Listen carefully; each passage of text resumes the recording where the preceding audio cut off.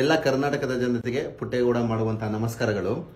ನಾನು ಯಾಕೆ ಹೋಮ್ ಲೋನ್ಗಳನ್ನ ಖರೀದಿ ಮಾಡಬೇಡಿ, ಸಾಲದಲ್ಲಿ ಸಾಲ ಸೌಲಭ್ಯ ತಗೊಂಡು ಮನೆ ಕಟ್ಟಿಸ್ಬೇಡಿ, ಬ್ಯಾಂಕ್ ಅವರು ನಿಮಗೆ ತುಂಬಾ ದೌರ್ಜನ್ಯ ಮಾಡ್ತಾರೆ ಅಂತ ಹೇಳ್ತೀನಿ. ಯಾಕಂದ್ರೆ ಸ್ನೇಹಿತರೆ, ನಿನ್ನೆ ಒಂದು ವಿಡಿಯೋ ಮಾಡಿದ್ದೆ, ಯಾಕೆ ಅಷ್ಟೊಂದು ಇಂಟ್ರೆಸ್ಟ್ ಅನ್ನ ಹಾಕ್ತಾರೆ, ಕಾನೂನು ಬಾಹಿರವಾಗಿ RBI ನೀತಿ ನಿಯಮಗಳನ್ನು ಉಲ್ಲಂಘನೆ ಮಾಡಿ ಇವರೇನು ಸಾರ್ವಜನಿಕರ ಹತ್ರ ಸಾಲ ಕೊಡುವ ನೆಪದಲ್ಲಿ ಏನ್ ಮಾಡ್ತಾರೆ, ಇವರು ಬಡ್ಡಿಯ ಮೂಲಕ ಅವ್ರವ್ರು ಉದ್ಧಾರ ಆಗ್ತಾರೆ ಹೊರತು ಸಾಲ ತಗೊಂಡು ಮನೆ ಕಟ್ಸೋರ್ನ ಮಾತ್ರ ಸಂಪೂರ್ಣವಾಗಿ ಸಾಯಿಸ್ಬಿಡ್ತಿದ್ದಾರೆ ಇವರು ಬ್ಯಾಂಕ್ ಅವರು. ನೋಡಿ ಸ್ನೇಹಿತರೆ, ಬನ್ನಿ ನೋಡಿ, ಇವ್ರು ಏನ್ ಮಾಡ್ತಾರೆ, ಚಂದ್ರೇಗೌಡ ಅನ್ನೋರು ಒಂದು ಲೋನ್ ಅನ್ನ ತಗೋತಾರೆ, ಯಾವ್ದೋ ಇಂಡಿಯಾ ಬುಲ್ಸ್ ಅಲ್ಲಿ ಲೋನ್ ತಗೋತಾರೆ. ನೋಡಿ, ಈ ಅಗ್ರಿಮೆಂಟ್ ಆಗಿರುವಂತ ಅಮೌಂಟ್ ನೋಡಿ, ಅಗ್ರಿಮೆಂಟ್ ನಂಬರ್ ಇದೆ ನೋಡಿ. EMI ಅಮೌಂಟ್ ಬಂದು 17,473 ರೂಪಾಯಿ.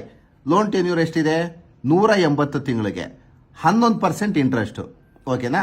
ಇದು ನೋಡಿ, 17,000 ಕಟ್ಟಬೇಕು, 11% ಇಂಟ್ರೆಸ್ಟ್. ಇದು ಕಟ್ಟಿದ್ರೆ ಮುಗೀತು.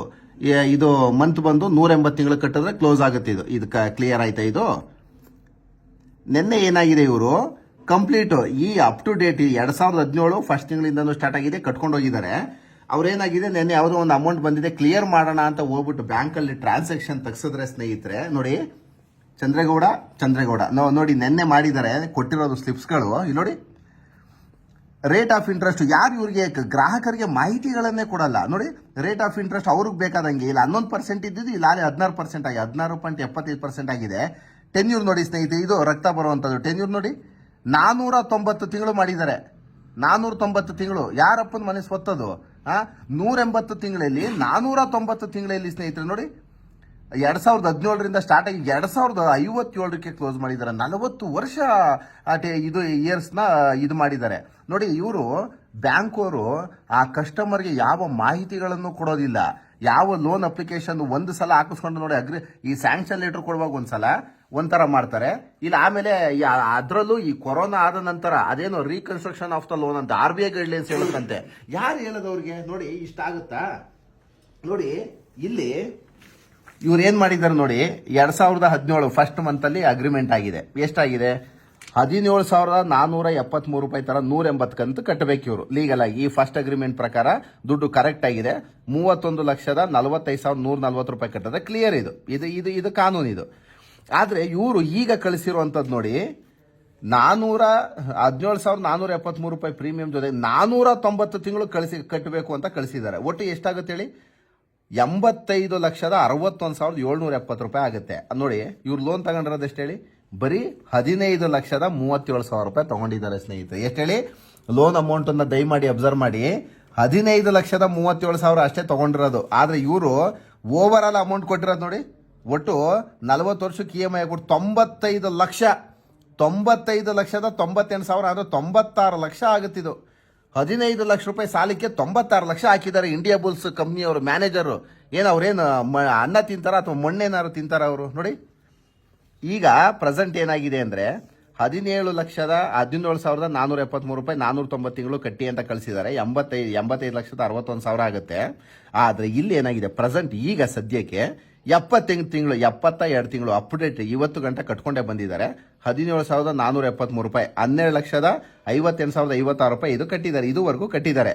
ನೋಡಿ, ಈಗ ಅವ್ರು ಕಳಿಸ್ತಾ ಇರೋದು ನಿನ್ನೆಯಿಂದ ಮೆಸೇಜ್ ಆಗ್ತಿದ್ದಾರೆ ಏನಂತ, 417 ಇದೇನು ಈ 490 ಕಂತಲ್ಲಿ, ಈ 490 ಕಂತಲ್ಲಿ ಇನ್ನು 72 ಕಂತು ಈ ತಿಂಗಳು ಸೇರಿದ್ರೆ 418 ತಿಂಗಳಾಗತ್ತೆ. 20,000 ರೂಪಾಯಿ ಕಳಿಸಿದ್ದಾರೆ. 17,473 ರೂಪಾಯಿ ಇದನ್ನ ತಿರ್ಗಾ ಜಾಸ್ತಿ ಮಾಡಿ 20,000 ರೂಪಾಯಿ ಕಟ್ಟಬೇಕು ಅಂತ ಮೆಸೇಜ್ ಕಳಿಸಿದ್ದಾರೆ. ಒಟ್ಟು ಎಷ್ಟಾಯ್ತು? 417 ಇಂಟು 20,000 83,40,000 ಆಗುತ್ತೆ. ಈ 83,40,000 ರೂಪಾಯಿ ಕಟ್ಟಬೇಕು. ಪ್ಲಸ್ ಈಗ ನಾವು ಆಲ್ರೆಡಿ ಕಟ್ಟಿರೋದು 72 ಕಂತು ಕಟ್ಟಿದೀವಿ, 12,58,000 ಕಟ್ಟಿದೀವಿ. ಒಟ್ಟು 95,98,000. ಒಂದು 15 ಲಕ್ಷ ರೂಪಾಯಿ ಸಾಲಕ್ಕೆ 96 ಲಕ್ಷ ರಿಕವರಿ ಮಾಡ್ತಾರೆ ಅಂದ್ರೆ ಇದು ಯಾವ ಸೀಮೆ ನ್ಯಾಯ ಸ್ನೇಹಿತರೆ? ಹಾಗಾಗಿ ನಾನು ನಿಮಗೆ ಮಾಹಿತಿಯನ್ನ ಕೊಡ್ತಿರುವಂತದ್ದು, ದಯಮಾಡಿ ಹೋಮ್ ಲೋನ್ಗಳನ್ನ ತಗೊಳ್ಳುವಂತ ಸಂದರ್ಭದಲ್ಲಿ ದಯಮಾಡಿ ಎಲ್ಲರೂ ಸಹ ಎಚ್ಚರ ವಹಿಸಿ. ಆಮೇಲೆ ಈ ಕೊರೋನಾ ಆದ್ಮೇಲಂತೂ ತುಂಬಾ ಎಲ್ಲಾ ಬ್ಯಾಂಕ್ಗಳು ಇಲ್ಲಿಗಲ್ ಆಗಿ ಗ್ರಾಹಕರನ್ನ ಅವರ ರಕ್ತವನ್ನ ಹೀರಿ ರಿಕವರಿಗಳನ್ನ ಮಾಡ್ತಾ ಇದೆ. ನೀವು ದಯಮಾಡಿ ಯಾರೇ ಆದ್ರೂ ಸಹ ಇದೇನಾದ್ರು ಹೆಚ್ಚು ಕಮ್ಮಿ ಆದಂತ ಸಂದರ್ಭದಲ್ಲಿ ನಿಮ್ಗೇನಾದ್ರು ತೊಂದರೆ ಆದಂತ ಸಂದರ್ಭದಲ್ಲಿ ಇಮ್ಮಿಡಿಯೇಟ್ ನಿಮ್ಮ ಹತ್ತಿರದ ವಕೀಲರನ್ನ ಸಂಪರ್ಕ ಮಾಡಿ. ಫಸ್ಟ್ ನಿಮ್ಮ ಲೋನ್ ಅಗ್ರಿಮೆಂಟ್ ಏನಿದೆ, ಟ್ರಾನ್ಸಾಕ್ಷನ್ ಏನಿದೆ ತಗೊಂಡು ನಿಮ್ಮ ಹತ್ತಿರದ ವಕೀಲರನ್ನ ಸಂಪರ್ಕ ಮಾಡಿ ಕೋರ್ಟಲ್ಲಿ ಇಮ್ಮಿಡಿಯೇಟ್ ಕೇಸನ್ನ ಫೈಲ್ ಮಾಡಿ ನ್ಯಾಯವನ್ನ ದೊರಕಿಸ್ಕೊಳ್ಳಿ. ಯಾವುದೇ ಕಾರಣಕ್ಕೂ ನೀವು ಕಷ್ಟಪಟ್ಟು ದುಡಿದಂತ ದುಡ್ಡನ್ನ ಯಾವುದೋ ಬ್ಯಾಂಕ್ ಉದ್ಧಾರಕ್ಕೋಸ್ಕರ ಹಾಕ್ಬೇಡಿ. ಏನಂದ್ರೆ ಇದೊಂದು NBFC ಇದೆ ಏನಂದ್ರೆ ಯಾವುದೊಂದು ನ್ಯಾಷನಲೈಸ್ಡ್ ಬ್ಯಾಂಕು ರೆವಿನ್ಯೂಗೆ ಎ ಖಾತೆಗೆ ಬಿ ಖಾತೆಗೆ ಏನಾದ್ರು ಕೊಡಲ್ಲ ಅಂತ ಸಂದರ್ಭದಲ್ಲಿ ಮನೆಗೆ ಹೋಗ್ಬಿಟ್ಟು ಲೋನ್ ಕೊಟ್ಬಿಡ್ತಾರೆ ಅನ್ನೋದು ಒಂದೇ ಒಂದು ಮೈನಸ್ ಪಾಯಿಂಟ್ ಇಟ್ಕೊಂಡು 15 ಲಕ್ಷ ಸಾಲ ಕೊಟ್ಬಿಟ್ಟು 95 ಲಕ್ಷ ರಿಕವರಿ ಮಾಡ್ತಾರೆ ಅಂದ್ರೆ ಎಷ್ಟು 15 ವರ್ಷಕ್ಕೆ 80 ಲಕ್ಷ ಬಡ್ಡಿನ ಹೇಗೆ ಸಂಪಾದನೆ ಮಾಡ್ತಾರೆ? 15 ವರ್ಷಕ್ಕೆ 80 ಲಕ್ಷ ಆಗದೇ ಇಲ್ವಲ್ಲ, ಹೇಗೆ ಸಂಪಾದನೆ ಮಾಡ್ತಾರೆ ಜನ? ಅದನ್ನೇನಾದ್ರು ಅರ್ಥೈಸ್ಕೊಳ್ಳೋದಕ್ಕಾಗುತ್ತಾ ಸ್ನೇಹಿತರೆ? ಹಾಗಾಗಿ ದಯಮಾಡಿ ಹೋಮ್ ಲೋನ್ಗಳನ್ನ ತಗೊಂಡು ದಯಮಾಡಿ ಮನೆನೇ ಕಟ್ಟಬೇಡಿ. ನೀವು ಗುಡಿಸ್ಲಲ್ಲಿರಿ, ಅರಮನೆ ಕಟ್ಸುವಂತ ಕನಸೆ ಇಟ್ಕೋಬೇಡಿ. ನಿಮ್ಮ ಕೈನಲ್ಲಿ ಒಂದು ಬಂಡಲ್ ಆಫ್ ಅಮೌಂಟ್ ಇಟ್ಕೊಂಡು ಮನೆ ಕಟ್ಸಿ ಅಂತ ಹೇಳ್ತಾ ಸ್ನೇಹಿತರೆ, ಈ ತರ ಏನೇ ಸಮಸ್ಯೆಗಳಾದ್ರೂ ಸಹ ನೀವು ನೀವು ಅತಿ ಬೇಗದಲ್ಲಿ ಆದಷ್ಟು ಬೇಗ ನೀವು ಹತ್ತಿರದ ವಕೀಲರನ್ನ ಸಂಪರ್ಕ ಮಾಡಿ ಕೋರ್ಟಲ್ಲಿ ಕೇಸ್ ಫೈಲ್ ಮಾಡಿ ಸ್ನೇಹಿತರೆ. ನಮಸ್ತೆ.